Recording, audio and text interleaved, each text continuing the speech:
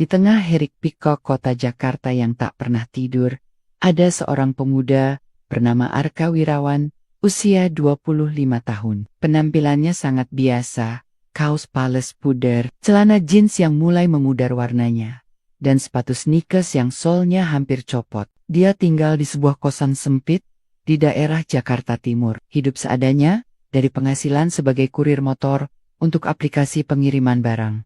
Namun, di balik penampilan sederhananya, Arka adalah sosok yang ulet, cerdas, dan berpendidikan tinggi. Ia lulusan teknik informatika dari universitas negeri ternama. Sayangnya, nasib berkata lain. Ayahnya meninggal mendadak saat Arka masih kuliah, meninggalkan beban utang yang besar bagi keluarganya. Siang itu, Arka memutuskan berhenti sejenak dari ambisi karirnya dan memilih bekerja serabutan demi menghidupi ibu dan adik perempuannya. Meski hidupnya sulit, Arka tidak pernah kehilangan semangat. Di sela-sela waktu mengantar paket, ia rutin mampir ke sebuah kafe kecil yang menyediakan wifi gratis. Di sanalah ia duduk diam di sudut, membuka laptop tuanya, dan menulis kode. Ia sedang membangun sebuah platform digital, sebuah aplikasi manajemen klinik dan rumah sakit berbasis AI, yang ia beri nama Medisolve. Ia percaya, di tengah dunia kesehatan yang semakin kompleks, sistem seperti ini akan sangat membantu. Meski belum punya investor, Arka yakin bahwa waktunya akan tiba. Di sisi lain kota, hidup seorang wanita bernama Dr. Aurelia Natasha, 28 tahun. Seorang dokter muda berbakat, cantik, berasal dari keluarga kaya dan terpandang. Dia bekerja di sebuah rumah sakit swasta elit di Jakarta Selatan, dan sudah menjadi bintang di antara rekan-rekan sejawatnya. Selain kecantikannya yang menawan, Aurelia dikenal perfeksionis, dingin, dan terkadang arogan. Dia terbiasa hidup dalam standar tinggi dan memiliki pandangan kaku soal kesuksesan. Aurelia sangat percaya bahwa status sosial dan penampilan mencerminkan kualitas seseorang. Dalam pikirannya, pria ideal adalah mereka yang sukses, mapan, dan berasal dari lingkungan elit seperti dirinya. Ia sering berkata, hidup terlalu singkat untuk buang waktu dengan orang gagal. Nasib mempertemukan dua dunia yang sangat berbeda ini. Pada suatu siang yang panas, Arka sedang mengantar paket ke rumah sakit tempat Aurelia bekerja. Ia mengenakan helm lusuh dan jaket kurir. Wajahnya berkeringat, dan tangannya membawa kotak kecil berisi barang penting. Saat masuk ke ruang administrasi rumah sakit, ia tanpa sengaja bersenggolan dengan Aurelia yang sedang berjalan keluar dari ruang staf medis. Maaf, dok, ujar Arka sopan sambil membungkuk. Aurelia menatapnya dari ujung kepala sampai kaki, tatapan tajam dan sinis. Lain kali hati-hati kalau jalan, ya jangan sampai kerja kamu yang cuma antar barang itu ganggu orang penting. Arka terdiam. Ia hanya tersenyum tipis, mengangguk, dan berlalu. Hatinya panas. Tapi ia memilih diam. Dia sudah terlalu sering diremehkan karena penampilannya. Sesampainya di luar rumah sakit, ia menarik napas panjang. Dunia memang sering tidak adil bagi orang seperti dirinya. Namun, kejadian itu justru memantik api di hatinya. Ia menatap langit biru Jakarta dengan tekad yang membara. Suatu hari nanti, dia akan dikenal bukan sebagai kurir, tapi sebagai seseorang yang mengubah dunia. Sementara itu, Aurelia bahkan sudah lupa siapa Arka. Baginya, pemuda itu hanya satu dari sekian banyak warga kelas bawah yang berlalu lalang di kehidupannya. Namun, takdir punya cara sendiri dalam mempermainkan manusia. Beberapa minggu kemudian, rumah sakit tempat Aurelia bekerja mulai mengalami kekacauan sistem. Banyak data pasien hilang, jadwal operasi kacau, dan keluhan dari pasien VIP meningkat. Direktur rumah sakit yang mulai panik mencari solusi cepat. Mereka ingin mendigitalisasi sistem dengan teknologi berbasis AI untuk efisiensi dan pengamanan data. Namun, mereka tidak tahu harus mulai dari mana. Salah satu staf IT rumah sakit yang juga teman lama Arka semasa kuliah menyebut nama Medisolve. Ia mengatakan bahwa ada seorang pengembang muda berbakat yang sedang membangun sistem seperti yang dibutuhkan. Rumah sakit, namanya Arka, dulu satu angkatan sama saya. Pintar banget. Tapi sekarang katanya kerja sambilan jadi kurir, biar bisa terus danai proyeknya sendiri. Direktur tertarik. Mereka pun memanggil Arka untuk presentasi. Hari Senin pagi, Arka berdiri di lobi utama rumah sakit, tempat Aurelia bekerja, mengenakan kemeja putih bersih dan celana kain hitam yang baru saja ia setrika malam sebelumnya. Panem, rapi, namun tetap sederhana. Di tangannya ada laptop tua dan sebuah proposal cetak bertuliskan Medisolve. Solusi digitalisasi rumah sakit modern berbasis AI. Seorang staf IT membawanya ke ruang rapat di lantai 3. Di sana sudah duduk beberapa petinggi rumah sakit, termasuk direktur, kepala bagian administrasi, serta para dokter senior. Di pojok ruangan, tanpa Arka sadari, duduk Aurelia yang juga diundang, karena ia adalah salah satu dokter yang paling sering mengeluhkan sistem rumah sakit yang berantakan. Ketika Arka masuk dan menunduk sopan, Aurelia yang tengah memainkan ponsel langsung mendongak, matanya menyipit, mencoba mengenali wajah pemuda itu. Butuh waktu beberapa detik sampai ia menyadari itu pemuda kurir yang dulu ia hina di lorong rumah sakit. Hah? Gumamnya lirih. Dia? Presentasi sistem digital? Yang benar saja. Arka berdiri di depan layar proyektor dan memulai presentasinya. Suaranya tenang, jelas, dan penuh keyakinan. Ia menjelaskan bagaimana Medisolve dapat mengelola data pasien, menjadwalkan operasi otomatis, hingga memprediksi kebutuhan obat melalui algoritma pembelajaran mesin. Ia menunjukkan demo sederhana dari sistem yang sudah ia kembangkan sendiri selama berbulan-bulan. Beberapa kepala mulai mengangguk pelan. Para petinggi mulai terlihat tertarik, namun tidak dengan Aurelia. Setelah Arka selesai dan sesi tanya jawab dibuka, Aurelia langsung angkat tangan. Maaf, saya hanya ingin memastikan, Anda bilang sistem ini Anda buat sendiri, ya? Tanyanya, nada suaranya dingin, hampir sarkastik. Iya dokter, saya merancang dan mengembangkan semuanya sendiri, jawab Arka sopan. Aurelia menyilangkan tangan. Menarik, tapi Anda, bukan. Saya ingat betul pernah melihat Anda antar barang ke sini. Jadi, ini serius atau sekadar hobi iseng? Di luar pekerjaan utama Anda? Ruangan mendadak hening. Beberapa orang tampak saling pandang, tidak nyaman dengan pertanyaan Aurelia yang tajam. Arka terdiam sejenak. Ia menatap Aurelia, lalu mengangguk kecil. Benar, saya memang bekerja sebagai kurir. Itu cara saya membiayai hidup dan mengembangkan proyek ini. Tapi saya juga lulusan teknik informatika dari Universitas Negeri Jakarta. Dan yang saya presentasikan ini bukan hobi, ini visi saya. Aurelia tersenyum sinis, menoleh ke direktur. Kalau kita benar-benar mau menyelamatkan sistem rumah sakit, saya kira lebih baik kita serahkan ke perusahaan profesional. Bukan dari seseorang yang bahkan tidak punya tim atau kantor tetap. Direktur rumah sakit menatap Aurelia, lalu beralih pada Arka. Terima kasih atas masukannya dokter, tapi saya tertarik dengan sistem ini justru karena dikembangkan dari nol dan bisa disesuaikan dengan kebutuhan kita. Arka, bisa kamu kirimkan proposal lengkap dan versi demo sistem ke email saya hari ini? Arka mengangguk dengan senyum tipis. Tentu, Pak. Aurelia hanya mendengus pelan. Ia merasa keputusan direktur tidak masuk akal. Bagaimana bisa mereka mempercayakan sistem rumah sakit besar pada seseorang yang bahkan tidak berpenampilan profesional? Setelah rapat selesai dan peserta mulai keluar satu persatu, Arka bergulen melewati Aurelia yang masih duduk di kursinya. Terima kasih atas pertanyaannya tadi, dokter, ucap Arka.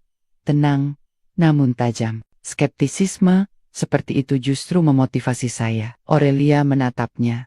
Terdiam. Ada sesuatu dalam nada suara Arka yang membuatnya tidak nyaman, bukan karena marah, tapi karena ia tidak bisa lagi meremehkannya sepenuhnya. 2 minggu kemudian, sistem demo Medisolve mulai diuji coba di salah satu divisi rumah sakit.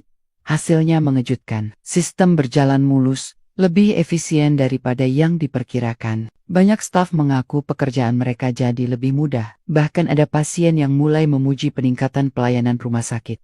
Direktur langsung memutuskan untuk membeli lisensi penuh dari sistem Medisolve dan meminta Arka memimpin tim kecil untuk mengintegrasikannya secara menyeluruh.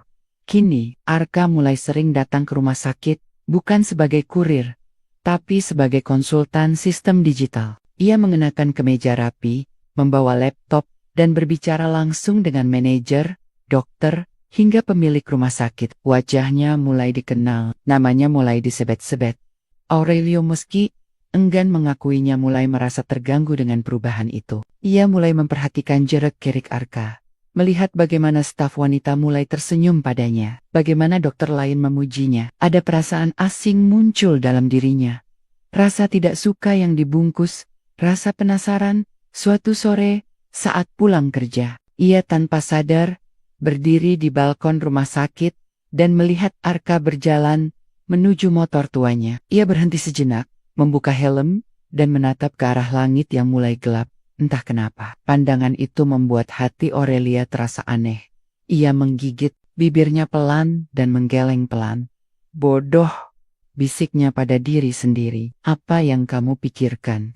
Hari-hari berikutnya, rumah sakit semakin disibukkan dengan proses integrasi sistem Medisoft. Arka kini hampir setiap hari hadir.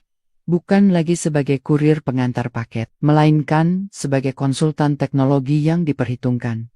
Ia memimpin tim kecil yang terdiri dari 3 staf IT rumah sakit. Wajahnya mulai akrab di berbagai ruangan. Ia tak banyak bicara, tapi setiap ucapannya bernas dan berisi. Ia tahu apa yang ia lakukan, dan itu membuat banyak orang kagum, termasuk orang-orang yang dulunya meragukannya. Kecuali satu orang, Deb Aurelia. Meskipun hasil kerja Arka diakui oleh banyak pihak, Aurelia tetap bersikap dingin, menjaga jarak, dan menyimpan rasa skeptis yang sama rentah pada proyeknya, atau pada dirinya sendiri. Namun justru karena sikap dinginnya itu, konflik mulai tumbuh. Suatu hari, terjadi insiden kecil di ruang rawat. VIP, seorang pasien penting mendadak mengeluh bahwa data medisnya tidak terinput dengan benar di sistem baru. Aurelia, yang sedang bertugas, langsung memanggil tim IT dan Arka. Ini tidak bisa dibiarkan, katanya dengan nada tegas. Sistem ini seharusnya meningkatkan akurasi, bukan malah menimbulkan masalah baru. Arka memeriksa sistem dengan tenang, matanya fokus menatap layar laptopnya. Masalahnya bukan di sistem, dokter. Ini karena entry manual dari perawat yang masih menggunakan format lama. Sistem sudah mencatatnya, tapi di folder terpisah, jelasnya.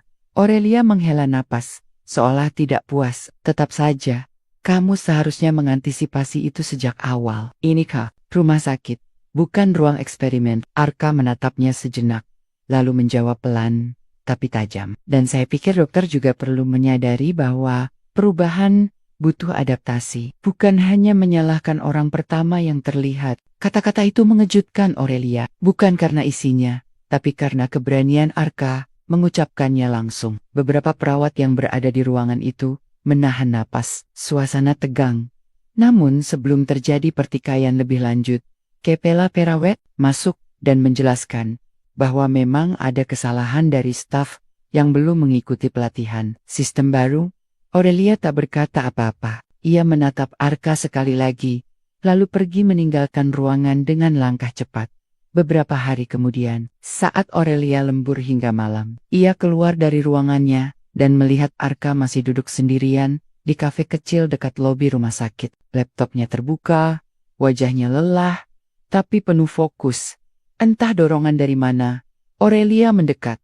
Masih kerja? Arka menoleh pelan, sedikit terkejut, tapi tetap sopan. Iya dok, lagi cek ulang modul data pasien, biar nggak ada insiden lagi. Kayak kemarin, Aurelia menarik kursi dan duduk di hadapannya, menyilangkan tangan. Kamu selalu seserius ini? Arka tersenyum kecil. Kalau tidak serius, saya nggak akan sampai di sini kan? Aurelia mengangguk pelan. Malam itu untuk pertama kalinya, mereka berbicara tanpa nada sarkastik atau defensif. Percakapan yang awalnya canggung, perlahan mengalir tentang sistem medis, masa kuliah, bahkan makanan favorit. Malam itu juga, tanpa mereka sadari, sebuah celah kecil terbuka di antara tembok ego dan prasangka. Namun seiring interaksi yang mulai menghangat, tekanan dari luar mulai muncul. Sebuah perusahaan teknologi besar mendengar kabar tentang sistem Medisolv yang mulai digunakan di rumah sakit elit Jakarta. Mereka menghubungi direktur dan menawarkan sistem mereka lebih canggih, lebih mapan, dengan garansi internasional. Direktur mulai bimbang. Aurelia, yang kini berada di posisi dilema, mendapat tekanan dari ayahnya, yang juga salah satu pemegang saham rumah sakit. Kamu serius? Kita andalkan sistem buatan anak muda tak dikenal? Rumah sakit ini tidak bisa jadi ajang coba-coba, Lia, kata ayahnya suatu malam. Arka bukan orang sembarangan, Pak, jawab Aurelia tanpa sadar membela. Sistemnya luar biasa, tim kita bahkan bilang lebih responsif daripada sistem luar negeri. Ayahnya terdiam sejenak, lalu menatap putrinya tajam. Kamu punya hubungan pribadi dengan dia? Pertanyaan itu membuat Aurelia tersentak, wajahnya memerah. Tidak, aku hanya menghargai orang yang bekerja keras. Namun pertanyaan itu terus bergema di benaknya. Apakah benar ia hanya mengagumi kerja keras Arka, atau ada sesuatu yang lain? Ia benci mengakuinya, tapi ia mulai menikmati kehadiran pemuda itu, candaan kecilnya, tatapan matanya yang tenang, keteguhannya yang tidak mudah goyah. Suatu sore saat hujan mengguyur Jakarta, Arka menghampiri bangku taman rumah sakit. Di sana, Aurelia sedang duduk sendiri, memandangi air hujan yang menetes dari atap gazebo. Kamu gak pulang? Tanya Arka sambil duduk di sampingnya. Aurelia menggeleng pelan. Lagi butuh diam. Arka tersenyum. Kalau begitu, aku temani diamnya. Mereka duduk berdua dalam hening. Tapi dalam keheningan itu, sesuatu tumbuh perlahan, seperti benih yang diam-diam mencari cahaya. Aurelia menoleh padanya. Kalau sistem kamu diambil alih perusahaan besar, kamu akan mundur? Arka menatap hujan. Tidak, aku akan bangun ulang dari nol lagi. Kalau perlu, aku kerja bukan buat pengakuan, tapi buat perubahan. Dan aku nggak akan berhenti. Aurelia menatapnya lama. Kali ini, tanpa prasangka, tanpa cemooh, hanya kekaguman yang perlahan berubah menjadi sesuatu yang belum bisa ia namai. 3 minggu setelah hujan sore itu, rumah sakit menggelar rapat besar yang menentukan masa depan sistem teknologi mereka. 2 pilihan terbentang di hadapan para pemegang keputusan. Tetap menggunakan sistem lokal karya Arka yang sudah terbukti bekerja, atau beralih ke sistem dari perusahaan raksasa asing dengan tawaran lengkap dan jaminan jangka panjang. Arka duduk di ujung ruangan dengan laptop di pangkuan. Tampak lebih tenang dari yang diharapkan, tapi dalam dadanya, jantungnya berdetak. Semua kerja kerasnya, bertahun-tahun pengorbanan, dan malam tanpa tidur, kini dipertaruhkan dalam satu keputusan. Direktur rumah sakit membuka sesi dengan suara berat. Kita sudah melihat hasil uji coba sistem Medisolv, tapi kita juga tidak bisa mengabaikan tawaran dari pihak luar. Ini bukan hanya soal kecanggihan, tapi juga soal kepercayaan jangka panjang. Jadi, kita akan voting. Aurelia menatap Arka dari kejauhan. Ada sesuatu di sorot mata pemuda itu yang membuatnya tidak tahan, hanya duduk diam. Saat beberapa dokter mulai mengisi suara, Aurelia mengangkat tangan. Sebelum voting dimulai, katanya tegas. Saya ingin bicara. Seluruh ruangan terdiam. Saya tahu, sejak awal saya adalah orang yang paling keras meragukan sistem ini. Saya bahkan pernah mempermalukan pembuatnya, katanya. Jujur, tapi saya juga yang melihat langsung perubahan yang terjadi. Saya yang menggunakan sistem ini setiap hari, dan saya bersaksi, sistem buatan Arka ini lebih dari layak. Ia bukan hanya menciptakan perangkat lunak, dia menciptakan harapan. Mata Arka melebar sedikit. Ia tidak menyangka Aurelia akan membelanya, apalagi di depan semua orang. Dan satu hal lagi, lanjut Aurelia, jika kita memilih sistem dari luar hanya karena mereka punya nama besar, maka kita telah gagal menghargai potensi anak bangsa sendiri. Tepuk tangan mulai terdengar dari beberapa staf muda. Para petinggi saling berpandangan, dan direktur akhirnya berkata, baik, mari kita mulai voting. Hasilnya, 6 suara untuk Medisolv, 5 suara untuk sistem asing Arka. Nairistek percaya. Ia memejamkan mata sejenak, menahan air mata yang hampir jatuh. Ini bukan hanya kemenangan proyek, ini adalah kemenangan hidupnya melawan prasangka, kelas sosial, dan kenyataan pahit. Saat semua orang mulai bubar dari ruangan, Aurelia menghampirinya. "Kamu menang," katanya pelan. Arka menatapnya, tersenyum tipis. "Kamu yang membuat aku menang." Aurelia hanya mengangguk. Ada begitu banyak hal yang ingin ia ucapkan, tapi semuanya menumpuk di tenggorokan. Sampai akhirnya, ia hanya berkata, "Kamu pantas dapat lebih dari sekadar kemenangan teknis. Kamu pantas dihargai sebagai manusia." Kalimat itu sederhana, tapi bagi Arka, itu adalah pengakuan yang selama ini ia cari. Bukan hanya sebagai programmer, bukan hanya sebagai kurir yang pernah diremehkan, tapi sebagai seseorang yang layak dilihat, sejajar. Namun, ketika keduanya mulai membuka diri satu sama lain, badai baru datang. Suatu malam, Aurelia dipanggil oleh ayahnya. Mereka berbicara di ruang kerja yang sepi dan tertutup. "Kamu harus putus hubungan sama anak itu," kata sang ayah. Tanpa basa-basi, Aurelia mengerutkan dahi. "Aku nggak punya hubungan apa-apa dengannya. Tapi kamu akan, dan kamu tahu. Itu, wajahmu berubah tiap kali bicara soal dia." "Papa, dengar." "Lia," potong sang ayah. "Serius? Kamu punya reputasi. Kamu calon kepala departemen bedah paling muda. Nama baik keluarga kita dipertaruhkan. Dan kamu akan mengaitkan hidupmu dengan mantan kurir yang tinggal di kontrakan kecil." Aurelia terdiam. Hatinya panas. Tapi bukan karena malu melainkan marah. Karena untuk pertama kalinya, ia sadar seberapa keras dunia menekan orang seperti Arka. Dan seberapa dalam ia sendiri pernah menjadi bagian dari tekanan itu. "Papa nggak kenal dia," katanya dingin. "Justru karena Papa tahu dunia ini, Papa tahu dia nggak akan bisa bertahan. Jangan biarkan rasa kagum jadi alasan kamu menghancurkan masa depanmu sendiri." Malam itu, Aurelia berdiri di balkon apartemennya, memandangi lampu-lampu kota yang jauh di bawah. Angin malam berhembus pelan, tapi pikirannya bergemuruh. Ia tahu, perasaan ini bukan lagi sekadar kekaguman. Ia peduli. Ia ingin Arka berhasil, ingin berdiri di sampingnya bukan sebagai dokter arogan yang dulu menghina, tapi sebagai seseorang yang akhirnya belajar untuk melihat lebih dari sekadar latar belakang. Tapi ia juga tahu, keputusan seperti ini tidak mudah. Ia harus memilih reputasi, harapan orang tua, dan dunia elit yang telah membesarkannya. Atau seseorang yang datang dari bawah, tapi membawa cahaya baru ke dalam hidupnya. Sementara itu, Arka juga bergulat dengan pikirannya sendiri. Ia tahu bahwa sejak sistemnya disahkan, segalanya berubah cepat. Tiba-tiba ia diundang ke seminar, diliput media, dan bahkan ditawari kerjasama dengan perusahaan startup besar. Namun hanya satu hal yang terus terlintas di pikirannya, Aurelia. Ia tahu hubungan mereka belum jelas, tapi tatapan mata Aurelia saat di rapat itu, kata-kata yang ia ucapkan, itu bukan hanya pembelaan profesional, itu lebih dari itu.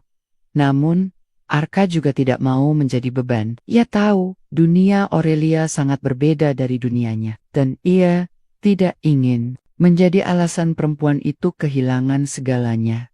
Beberapa hari setelah voting, Arka mengirimkan pesan singkat ke Aurelia. "Dokter, bolehkah kita bicara sebentar?"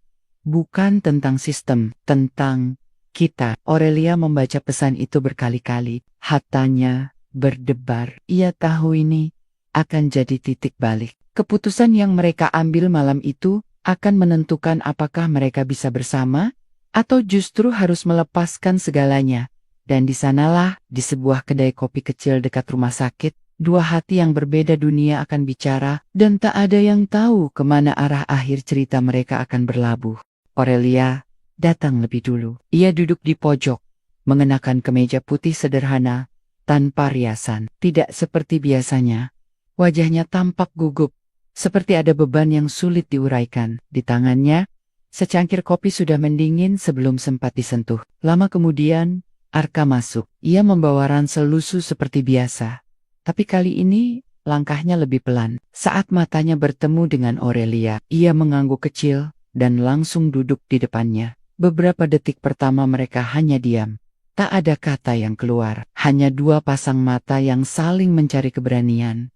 Akhirnya, Arka bicara duluan. Aku tahu dunia kamu, bukan dunia aku, katanya lirih. Dari awal, aku sadar, aku gak akan pernah bisa masuk ke kehidupan kamu tanpa membuat semuanya rumit. Aurelia menatapnya dalam, tapi tidak memotong. Aku cuman anak kontrakan dari gang sempit yang kebetulan bisa ngoding. Aku nggak punya gelar kehormatan, nggak punya keluarga terpandang, dan aku nggak mau kamu harus memilih antara semua itu. Dengan aku, Aurelia menghela napas, lalu tersenyum tipis. Kamu pikir aku kesini buat mengakhiri semuanya? Arka terdiam. Aurelia melanjutkan. Aku kesini karena aku lelah menyembunyikan apa yang sebenarnya aku rasakan, lelah menyesuaikan diri sama standar orang lain. Papa, rumah sakit, masyarakat, mereka semua ingin aku jadi versi ideal dari seorang dokter wanita. Tapi mereka nggak tahu rasanya jatuh cinta pada seseorang yang justru membuat aku merasa hidup. Arka menandok, berusaha menyembunyikan getar di matanya. Aku nggak peduli, kamu pernah jadi kurir, aku lihat kamu lebih dari itu. Kamu kerja keras, kamu jujur, kamu punya prinsip, dan itu lebih berharga dari semua gelar yang aku punya. Hening. Sejenak, Arka menatapnya. Tapi dunia kamu tetap akan menolak aku. Kalau dunia menolak kamu, maka aku yang akan berdiri di sampingmu. Kata-kata itu menghantam Arka seperti badai. Tapi bukan badai yang menghancurkan, melainkan badai yang membersihkan. Ia tersenyum, lalu berkata, "Kamu yakin, Aurelia?" Mengangguk mantap. Yakin. Beberapa hari setelah pertemuan itu, rumah sakit mulai menyesuaikan kebijakan internal berdasarkan sistem Medesoft. Arka kini resmi dikontrak sebagai konsultan tetap. Ia mendapat ruang kerja kecil di lantai 4, lengkap dengan papan nama Arka Prasetya, teknologi sistem medis. Sementara itu, hubungan Arka dan Aurelia mulai menjadi buah bibir. Ada yang menyambut, tapi tidak sedikit pula yang mencibir. Namun, mereka tidak goyah. Aurelia menghadapi ayahnya dalam satu percakapan terakhir yang menentukan. Papa boleh kecewa, katanya dengan tegas. Tapi aku tidak bisa terus hidup sebagai boneka prestasi. Sang ayah, yang awalnya marah, akhirnya hanya bisa terdiam. Ia melihat sesuatu dalam diri putrinya, ketegasan yang tak tergoyahkan. Seperti dirinya dulu, saat membangun rumah sakit ini dari nol. Kalau dia membuat kamu bahagia, jangan kecewakan dia. Aurelia menatap ayahnya. Tak percaya. Pak, Papa butuh waktu, jawab sang ayah pelan. Tapi Papa tahu, cinta yang kamu perjuangkan bukan cinta yang remeh. Meski begitu, tak semua berjalan mulus. Arka mendapat tawaran dari perusahaan teknologi asing yang ingin membeli sistem Medesoft dengan nilai yang fantastis. Jumlahnya cukup untuk membuat hidupnya nyaman seumur hidup. Namun ada syarat. Ia harus meninggalkan pengembangan lokal dan membiarkan perusahaan itu mengubah sistem sesuai kepentingan mereka. Arka ragu. Ia berkonsultasi dengan Aurelia. Kamu mau ambil tawaran itu? Tanya Aurelia. Kalau aku ambil, aku bisa beli rumah, mobil, mungkin buat masa depan kita jadi lebih mudah. Aurelia tersenyum. Dan kalau kamu ambil, kamu tetap akan jadi kamu yang sekarang. Arka terdiam. Ia tahu jawabannya. Akhirnya, ia menolak tawaran itu. Ia memilih tetap bekerja dengan rumah sakit lokal, mengembangkan sistemnya sendiri, dan menjaga integritasnya. Ia sadar, mimpinya bukan untuk menjadi kaya, tapi untuk membuktikan bahwa orang seperti dirinya bisa membuat perubahan nyata tanpa menjual harga diri.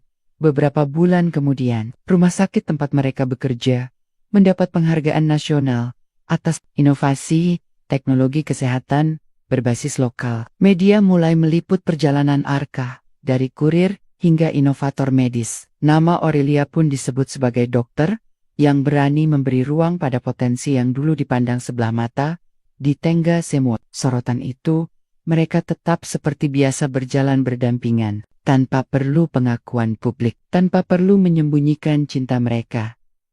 Suatu malam, di atap rumah sakit tempat semuanya bermula, Arka berdiri menatap lampu kota. Aurelia datang, membawa 2 gelas teh hangat. Kamu masih suka diam-diam di sini? Tanya Aurelia sambil menyerahkan 1 gelas. Arka menerima dan tersenyum. Di tempat ini, semua berubah. Aurelia mendekat. Kamu berubah, tapi juga tetap sama. Arka menoleh padanya. Kamu juga berubah.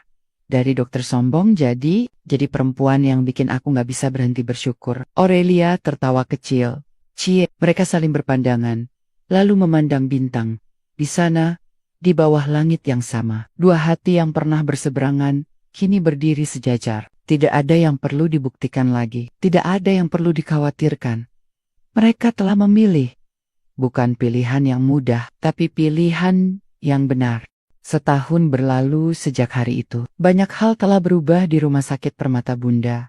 Sistem Medisolve kini digunakan di lebih dari 20 rumah sakit regional. Tim teknologi yang awalnya hanya Arka seorang diri, kini sudah berkembang menjadi startup kesehatan bernama Sfara Medica. Dengan kantor kecil, namun penuh semangat di pinggiran kota.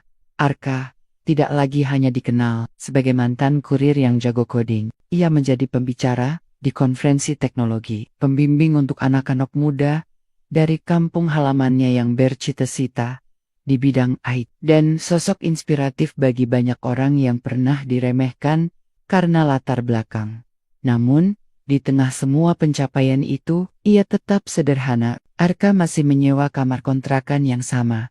Meski ia kini mampu membeli apartemen, ia bilang pada Aurelia, kontrakan ini jadi pengingat, tempat aku belajar bertahan, sebelum aku belajar menang. Aurelia pun tetap menjadi dokter bedah yang dihormati. Tapi kini, sorot matanya lebih tenang. Ia bukan lagi dokter muda yang membangun kepercayaan diri dari keangkuhan, melainkan dari kasih sayang dan keberanian memilih jalan yang tidak populer. Ia dan Arka belum menikah, bukan karena ragu, tapi karena mereka berdua sepakat untuk membangun fondasi kehidupan yang kuat dulu bersama. Tapi tidak terburu-buru, mereka menjalani hari-hari sebagai pasangan yang saling mendukung, saling menguatkan. Kadang, di malam-malam sepi, Aurelia akan duduk di meja kerja Arka, menonton pria itu mengetik ribuan baris kode, sambil sesekali mengeluh soal server ngadat atau data error. Dan Arka, di sela-sela frustrasi teknisnya, akan tersenyum melihat Aurelia tertidur dengan kacamata masih terpasang dan jurnal medis terbuka di pangkuannya. Hubungan mereka tetap jadi bahan pembicaraan. Masih ada suara-suara sinis yang menyindir perbedaan status, pendidikan, bahkan gaya hidup mereka. Tapi tak satu pun dari itu mengoyak ikatan yang telah mereka bangun, karena mereka tahu cinta bukan soal siapa yang datang dari mana, melainkan siapa yang tetap tinggal ketika semua orang memilih pergi. Aurelia pernah berkata, dulu aku melihat cinta sebagai kelemahan. Sekarang aku tahu cinta adalah keberanian tertinggi. Karena cinta yang benar tidak menuntut kita untuk menjadi sempurna, tapi mengizinkan kita untuk tumbuh bersama. Dan Arka, dengan caranya yang tenang, menjawab, aku nggak butuh kamu jadi segalanya. Aku hanya butuh kamu, jadi kamu. Pada suatu Sabtu pagi, Arka dan Aurelia mengadakan kegiatan sosial di sebuah desa terpencil di Jawa Barat. Tempat Arka dulu sempat tinggal sebentar saat kecil. Mereka membawa tim medis dan teknologi untuk membuka layanan kesehatan gratis, konsultasi IT, dan pelatihan digital untuk anak muda desa. Di tengah kesibukan, seorang anak kecil datang menghampiri Arka. Bocah itu mengenakan sandal jepit dan memeluk sebuah laptop bekas di dadanya. Mas, aku juga pengen bisa bikin aplikasi kayak Mas Arka. Arka jongkok, menatap anak itu. Namamu siapa? Rian. Mas, Rian. Kamu tahu, dulu Mas juga kayak kamu. Nggak punya apa-apa, cuma punya mimpi. Tapi kalau kamu terus belajar, dan nggak peduli orang bilang kamu nggak mampu, suatu hari, kamu juga bisa bikin sesuatu yang berguna buat banyak orang. Rian mengangguk serius. Aku janji, Mas. Arka tersenyum, lalu menepuk bahu bocah itu. Di balik senyumnya, ada harapan yang ia wariskan bahwa kisahnya tidak berhenti di sini. Bahwa akan ada ratusan, bahkan ribuan Arka lain di luar sana, menunggu satu kesempatan untuk membuktikan diri. Malam harinya, setelah kegiatan selesai, Arka dan Aurelia duduk di atas tikar bambu di halaman rumah penduduk. Di atas mereka, langit bersih bertabur bintang. Aku nggak nyangka bisa sampai di titik ini, ujar Arka pelan. Aurelia menoleh, senyum mengembang. Kamu pantas ada di sini. Arka menatap langit, Kadang aku masih ngerasa mimpi ini terlalu besar buat aku. Aurelia menggenggam tangannya. Kalau kamu jatuh, aku di sini. Tapi kamu harus terus bermimpi. Karena mimpimu bukan cuma milikmu sekarang, tapi milik semua orang yang percaya. Mereka juga bisa. Air mata menggenang di sudut mata Arka. Tapi bukan karena sedih melainkan karena rasa syukur yang mendalam. Cerita mereka mungkin tidak akan jadi dongeng klasik yang berakhir dengan pesta pernikahan mewah dan rumah besar di perbukitan. Tapi justru disitulah keindahannya. Karena cinta mereka bukan dibangun di atas ilusi, tapi di atas keberanian, pengampunan, dan perjuangan. Mereka memilih satu sama lain bukan karena mudah, tapi karena sulit dan mereka tidak pernah menyesali pilihan itu di dunia yang penuh ketimpangan, prasangka, dan standar yang tak masuk akal. Kisah Arka dan Aurelia berdiri sebagai pengingat bahwa manusia bisa berubah, cinta bisa tumbuh dari luka, dan mimpi bisa menjadi nyata selama kita cukup berani untuk menjalaninya dengan tulus. Dan mungkin di suatu sudut rumah sakit, atau kafe kecil, atau kontrakan sempit akan ada sepasang mata lain yang saling memandang dengan getir dan harap. Mungkin akan ada cerita baru yang dimulai, terinspirasi oleh kisah yang sederhana, namun penuh makna tentang seorang dokter cantik dan pemuda miskin yang ditakdirkan saling menemukan, bukan karena sempurna, tapi karena saling melengkapi.